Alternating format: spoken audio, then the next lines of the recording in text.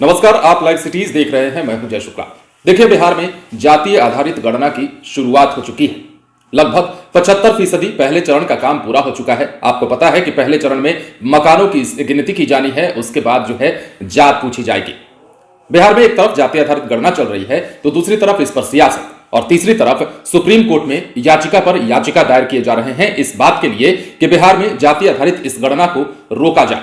क्यों रोका जाए? क्योंकि ये संविधान के सौहार्दपूर्ण व्यवहारों के खिलाफ है, सामाजिक एकता के खिलाफ है, और कई सारे कारण बताने के बाद याचिका दायर किए जा रहे हैं। और बड़ी खबर यह है कि सुप्रीम कोर्ट में इसी जाति आधारित गणना को लेकर एक बार फिर से याचिका दायर की गई। दरअसल बिहार में हो रही जाति आधारित गणना पर रोक लगाने की मांग के लिए सुप्रीम कोर्ट में एक नई याचिका दायर हुई है। मंगलवार को दायर नई अर्जी में नीतीश सरकार के जातिगत गणना कराने के फैसले को संविधान के मूल ढांचे का उल्लंघन करार दिया गया है। यह याचिका हिंदू सेना के अध्यक्ष विष्णु गुप्ता ने दायर की है। इसके पहले भी नालंदा के सामाजिक कार्यकर्ता अखिलेश कुमार जाति आधारित सर्वे कराने के नीतीश सरकार के नोटिफिकेशन को रद्द कराने की मांग के लिए शीर्ष अदालत में पीआईएल दायर कर चुके हैं, जिस पर 20 जनवरी को सुनवाई भी होनी है। सुप्रीम कोर्ट में मंगलवार को दायर नई याचिका में याचिकाकर्ता ने कहा है कि बिहार सरकार के उप सचिव द्वारा राज्य में जातिगत सर्वेक्षण कराने के संबंध में जारी की गई अधिसूचना को रद्द कर दिया जाए। साथ ही संबंधित अधिकारियों को जाति आधारित गणना से रोका जाए। बिहार सरकार की यह अधिसूचना भेदभावपूर्ण और असंवैधानिक है।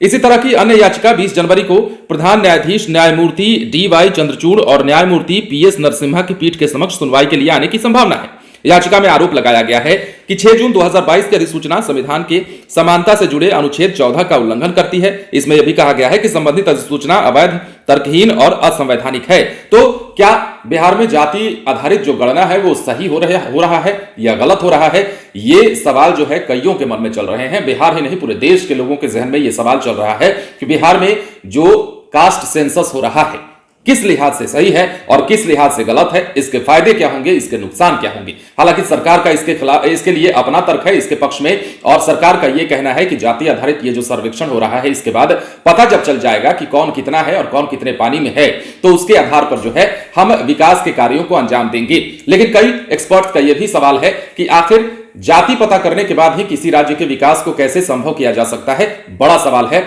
और जाति आधारित गणना हो जाने के बाद क्या गारंटी है कि बिहार के लोगों का विकास हो जाएगा? क्या गारंटी है कि बिहार के लोग यहां से बाहर प्रस्थान नहीं करेंगे? और क्या गारंटी है कि बिहार में उद्योग धंधे और रोजगार मिलने शुरू हो जाएंगे? तमाम तरह के सवाल हैं। ये सवाल हम नहीं कर रहे हैं, लेकिन इन्हीं सवालों के बीच अब सुप्रीम कोर्ट में एक नई याचिका दायर की गई है जाति आधारित गणना को लेकर के कि इसे रोका जाए और इस पर रोक लगाई जाए। हालांकि नीतीश सरकार का साफ कहना है कि इससे कई फायदे होने वाले हैं। जाति आधारित गणना के वाकई कई फायदे हैं, लेकिन सरकार के इस फैसले के खिलाफ चाहे वो बीजेपी के नेता हो, चाहे तमाम लोग हों जो याचिका दायर कर रहे हैं, वो उन सब लोगों का अलग तर्क है, उन सभी का अलग अपना एक मत है। अब ऐसे में बिहार में जाति आधारित जो गणना चल रही है 75% काम इसका पूरा हो चुका है पहले चरण का। दूसरे चरण में काम अभी शुरू होना है। देखने वाली बात है कि इस पर आगे क्या कुछ सियासत होती है और क्या कुछ नई बातें निकलकर सामने आती है। और खासतौर पर नजर तो इस बात पर भी होगी कि 20 तारीख को सुप्रीम कोर्ट में जो याचिका दायर की गई थी उस पर जब सुनवाई होती है तो फैसला क्या निकलकर सामने आता है। बने रहे लाइव सिटीज के साथ। यदि अब तक आपने हमारे चैनल को सब्सक्राइब नहीं किया है तो सब्सक्राइब कर लीजिए ताकि हम आपको खबरों से अपडेट रख सकें। धन्यवाद।